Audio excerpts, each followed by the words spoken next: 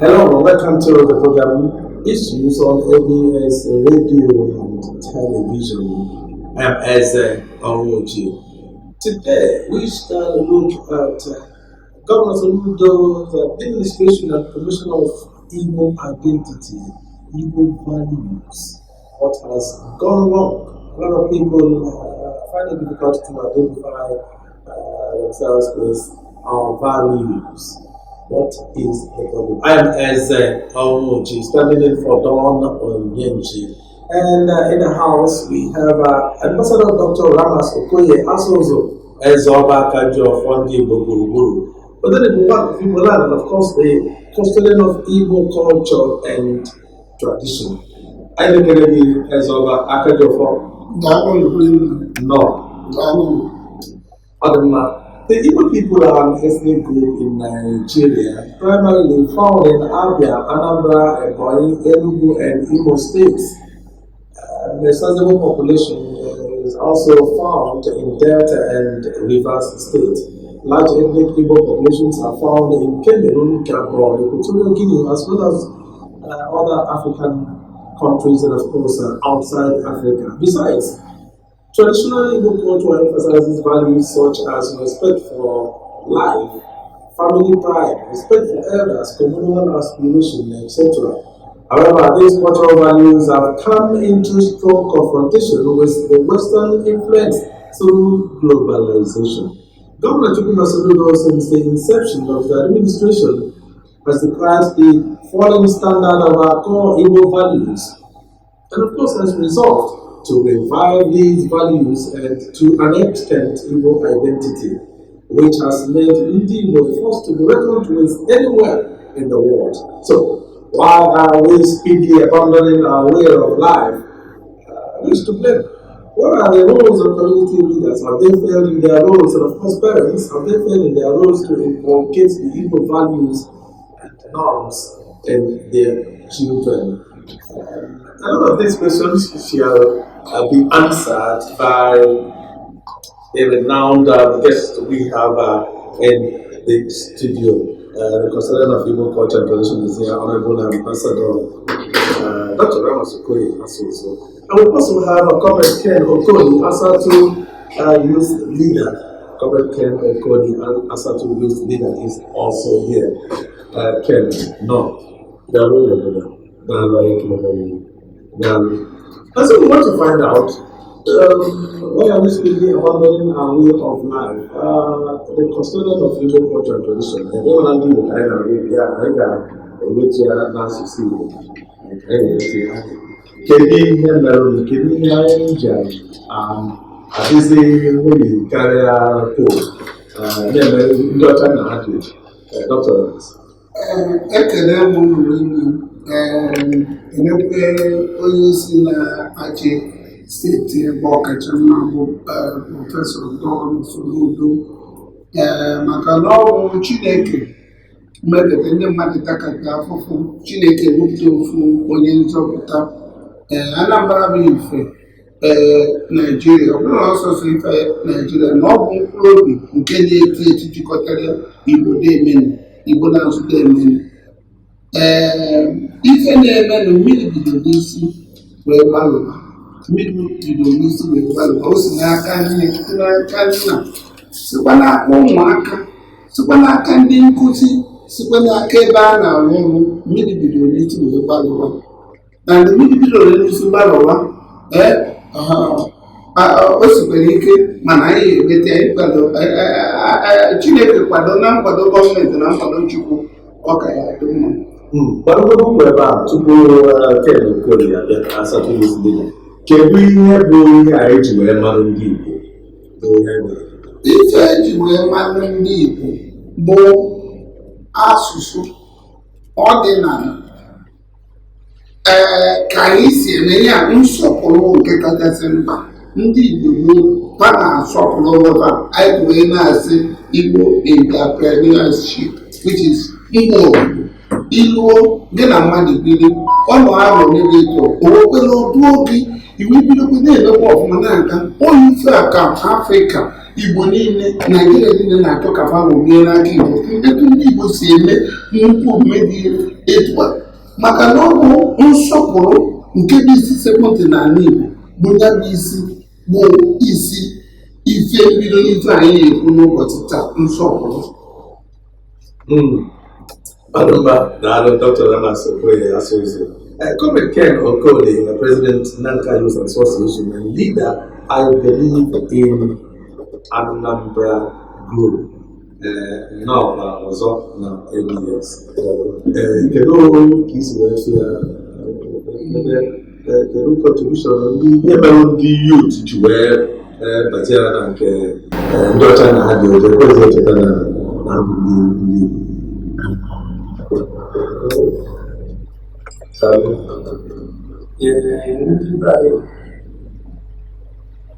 ndị ntorobịa Anambra na ndị ntorobịa Igbo land is maka na ebe ọdịnihu today an Igbo person will try to identify himself as an Igbo person. For example, if you find that somebody is a Peter, if the person was suit for one of these, one of our really is more part of our identity. Because one of them look at the really suit more how we do we are. It's part of the identification of who we are as Igbo. Because people know their power, all from the time that Igbo as well, now can do it. And when they go there, it's part of their core value system to know the whole world, not only speak English, but also have British character. So, to us, our young people are trying to change that narrative and the government of the state and that's not that after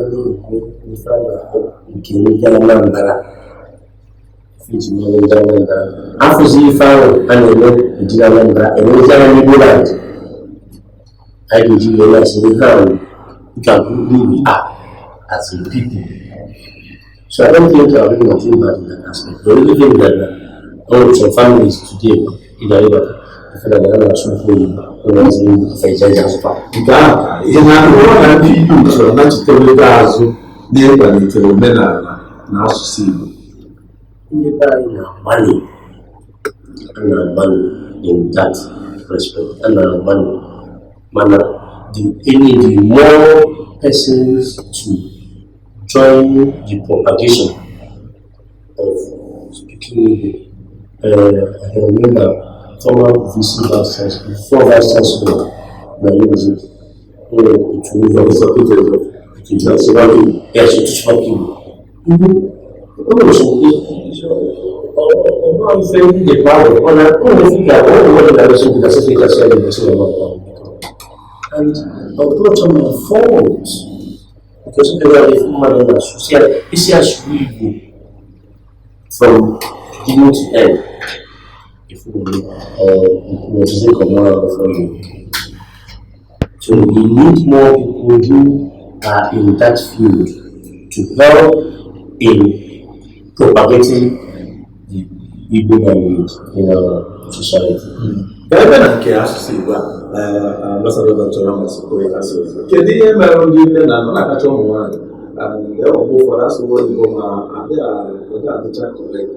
Adị m ekụziere ụmụaka ihe adịrọ correct. Kedu mere ndị be anyị ga-asụrụ ụmụ ha Igbo na oyibo mgbe ha na-eto eto ka ha wee dị ka ndị ọcha? Kedu ihe anyị ji wee isu na-asụ ife mere bụ na abụrụ m etu ikwu okwu a ịnaka anyị ga-esi na mmiri buru ga-esi gbara na o si na nne na nne maka ị na-enye asụsụ Igbo tọrọ ụtọ bụrụgodo akwa Igbo nke a na-esi mbọsị mana esi papa ndị ọbụla ụmụ akwụkwọ Igbo ya bụ ife ị na-efe anyị bụ na ọ tọrọ ụtọ karịchaa akwa ndị nke ndị ọcha asụsụ Igbo amaka mana ife gbatịrị n'ihe detizugbo ife gbara mọyala ịbụ na ede n'obodo dịka ije London ma na ije Lagos ma enwere ife dobe na mkpa ifu nwa nwoke Igbo ma nwaanyị Igbo ibe gị na-asa biko nne nne ma nna biko kedu omeli ntị ka ọ na ọ bụrụ onye Igbo meli ntị ka ọ mana onye Yoruba kwuru elu okwu ọmụghị ya onye ọbụla akụja tete n'ụra otu asị anyị na ọ dị anyị n'ọbara anyị chọọ ka anyị karịa popu wee na-ego ka ọ na-akụ ụka karịsịa popu dị asọ nna anyị popu dị asọ maka gịnị ife a wetara nnukwu ihe mmebi n'ezinụlọ ọbụla ọgwụgwa na oyibo nwe ihe na-asọrọ ụmụ ha n'ọbụ ezigbo oyibo dịka command English na akwụkwọ akwacha ndị na-asụ oyibo nwe maka gịnị ife a bụ ife ọdụ njọ sikere ya nkapụ n'isi na-abịa n'ala Igbo mmadụ gaketa abịa na-eme metụl ụmụ na ekwuketego m elu obodo m ike agwụ kwukete n'Igbo niile mụ na-asa nwa m ụzọ mgbe ikpo eze enwere ozi ọma gbasara Igbo arụ 16 ọdịmma ndị Igbo ndogo na ntị a na-emeke n'ife n'obodo si wekenyere asụsụ anyị na-asụ na ụmụnna ya na-agba oyibo emere isi ya eweta oyibo eweta Igbo ọrụ nnukwu ifele ihe na-ebe mitin n'obodo o weta oyibo o weta ebe a na-eme ihe niile a na-eme n'ụmụnna ma ọ na a na-agba ọgwụnwa asụta oyibo ife otobodo sọsọ ndị Igbo mba ndekere kpọrọ onwe ha asị ka onye ọbụla kpọrọ asụsụ ya si agbọrọ onwe ya asị ọwụ ife jọgburu onwe ya ana o si n'aka anyị ma mụ ma mmadụ maka na ife na-adị a na-esi n'ụlọ amarụ nwa wee pụọ ezi ana m ekele Chukwu n'isi ọma Anambra gwara wepụta onye si na ya achụgo ka ọ kwado omenala eji mmadụ Igbo ejiji Igbo wee bido na onwe ya iwe akwadoro gbawa ihu nke arụ n'ala Igbo ọ dịkwa onye bụ isi mbido daalụ ambassador Dr. Abbas Okoye asụsụ kedu ụdị gị ka anyị kere Chukwu na-ewetụego histri na skuul ka anyị wee mara ebe anyị bidoro na ebe anyị nọ na ebe anyị na-eje mana ọ dị gị ka a ga-etinye njirimara asụsụ Igbo ndị a na kọrikulum dị gị ka ọ dị mkpa itinye ya n'ihe eji akwa akwụkwọ ya ga na-akụzi n'ụlọ akwụkwọ mana praịmarị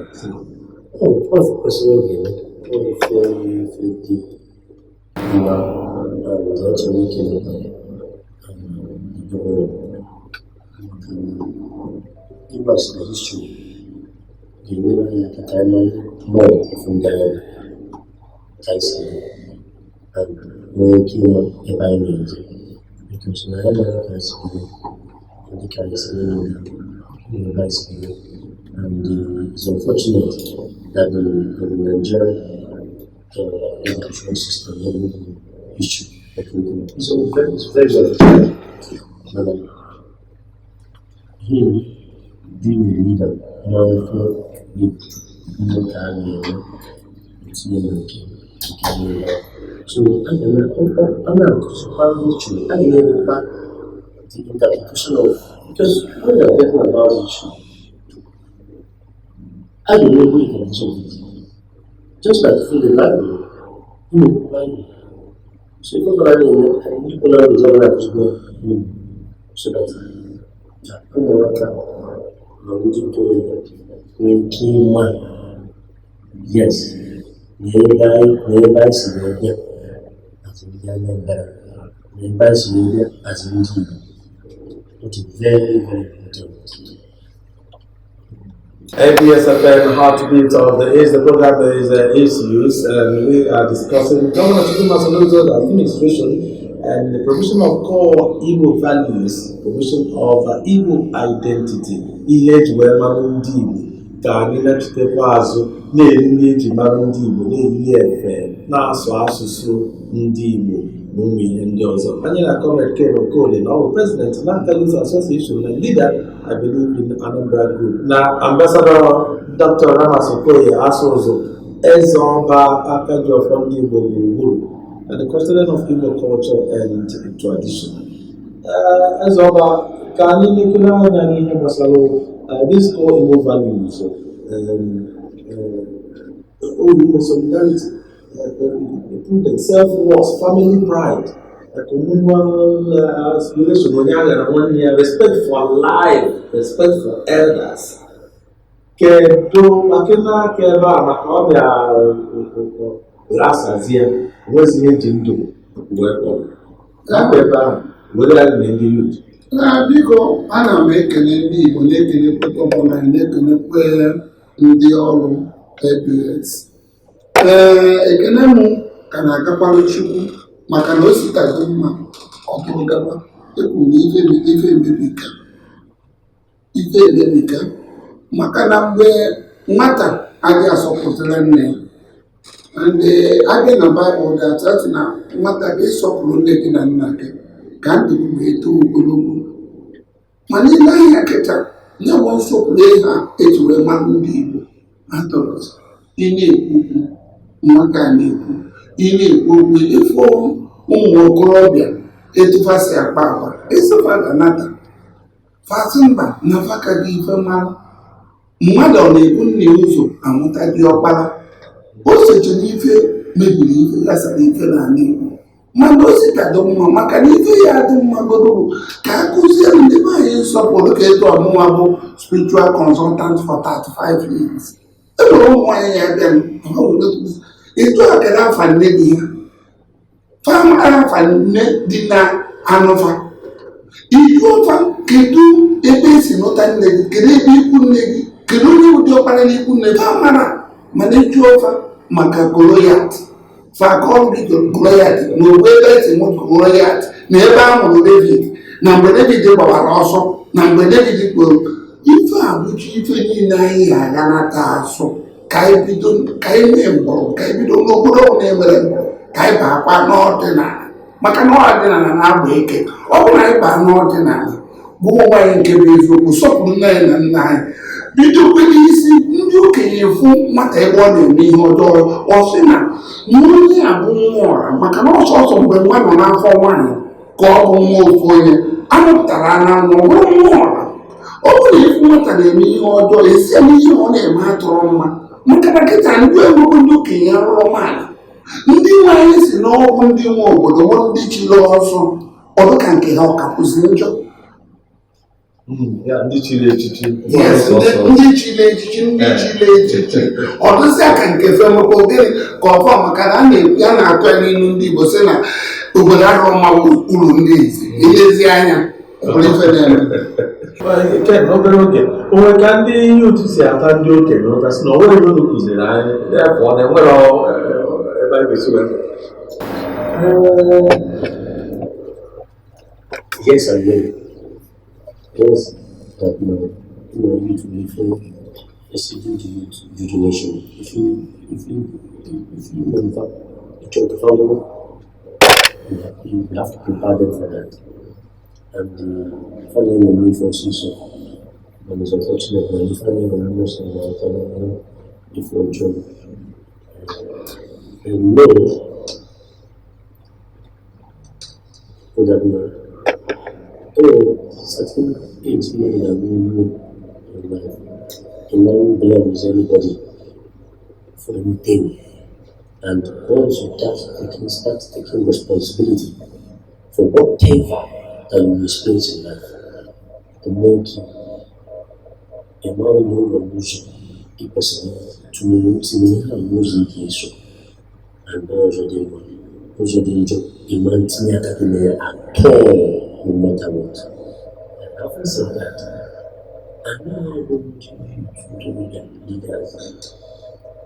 And then I for that, and you know, Bazi, did you can win it's now 1, 2, 3, 4, 5, 6, 7, 8, 9, 10 things.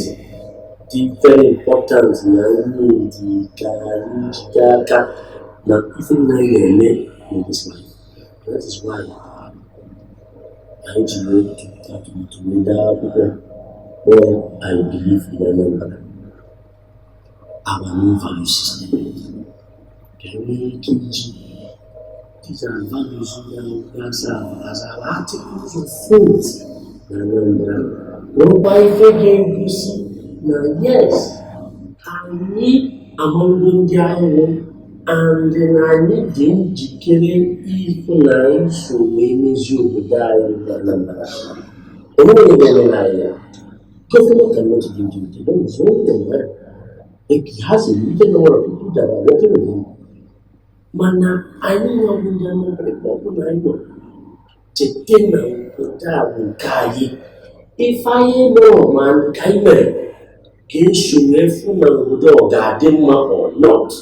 Therefore, ife anyị ga-agba mbọ ịfụ na anyị na-eme all the time ịfụ that if those things kwesịrị ịnwụ a ga-eṅomi na-eme na-akụziri ndị yut na efe ndị kwesịrị na-eme. And ndị ahụ kwesịrị na-eme anyị akọndemụọ ya ma okeke ma okafọ mere ya anyị asị ife a dị njọ amara obi elodi. Daalụ gọọmenti Kenokoli daalụ. Dr. Ramas ka anyị na-apịachizi kedu ihe a ga-eme kedu ka a ga-esi wee n'ezie nọọ ma ndụmọdụ ma solushọn ihe ndị a niile ịnachite gọọmenti ndị Igbo n'ime ndị Igbo kedu ihe a ga-eme? Ife anyị eme bụ na amaghị m etu m na-esikwa ka ebidogo na nri eri maka na sinsi amụtala agha anyị na-esi mba dị iche iche wee na-ebubata nri ala Igbo ka efu na ndị Igbo na-agba na mbụ tupu ele afọ na mmadụ na-anwụ n'ala Igbo o siri ike maka na kịta a na-ebido Jenụwarị 3rd na-elido ozu wee ruo 15 Jenụwarị aka nwee nke jupụtara n'ebe a na-echekwa ozu nke a na-akpọ mọnchụarị aka jupụta agara na-etinye isi na jere bido n'ihutu a na-emezi mmemme ama mmadụ ma ọ bụ ife a na-emekwu n'ihe gbasara ozu kwesịrị ndị mmadụ ga nke akwụkwọ anyị bụ ndị anyị na-eri enwere ndị ọkacha mmadụ ife gbasara nkọ ọrụ dịka nkọ ji ametekwa ntụ etu esi eji akpa akọ ji Chineke gozie ihe bụ nwafọ Igbo na-etu otu wee kụziere Igbo niile etu esi eji akpa na-akọ ji n'ijibifu na n'Enugwu ugwu mbọsị eze Enugwu na Igbo ụmụ redoro ji anọ m ebe afọ kokumba akọpụtara na nwatakịrị nwa okorobịa onye Enugwu na-akọpụta kokumba inweta ji kapara machaa mma nzu ọn'ala Igbo o nwere ya ka ọ rabịa onye ọbụla na-ata granọt ife ọbụla ọbụrụ nnukwu ife ọṅụ anyị Igbo na-emepụtakwa n'ife niile ka anyị ịgba mbọ chukwaba anyị onye ọbụla nyere azụ ụlọ kpụrụkpụrụ ose anyị na-eri ama m mgbe gboo na ose aghọta n'obi na-akụ ụtọ n'ebe ose ndụ ekpechebụghịela iji ọ na-amaka. Ọzọkwa bụ ka anyị tinye ya n'ife gbasara ọdịnala ya na mayọ onye isi anyị bụ His Excellency bụ Prọfesọ Soludo ka ebekenenyetere ndị ọdụ ka enwee ife atụnyere n'ọdịnala Igbo ka anyị wee nwee ike ịkụziri ụmụaka anyị nsọ anyị Igbo ibe ene imepụ ọbara mkpu mmadụ ndị Igbo ụkwụ na onye ọbụla na-eme ya na anyị Igbo na-asụ azụ na o nwere afụfọ ya atọ ka ife ọtọ benetekana maka na ọ bụ ọdịnala na-abụ eke anyị nwa ya akụzi ya ma ọ bụ ndị na-agụ sọsọ ife gbasara akụkọ ndị mba si ife ọbụla etu esi wee mụọ onye nwe anyị etu esi anyị agụgụ n'akụkọ afọ 2000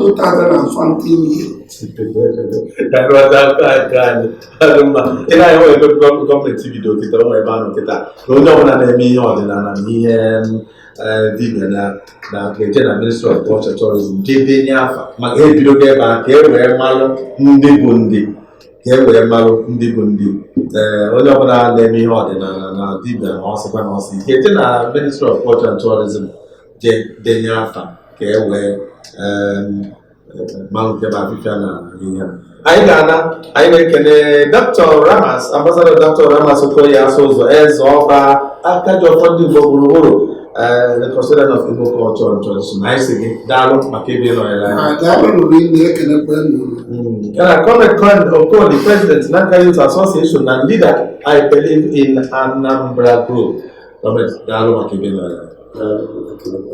Thank you very much. On behalf of Don Onyenchi, and of course, the CES of Carlo and everybody that made it possible. I am as Awomoji. See you again. Bye for now.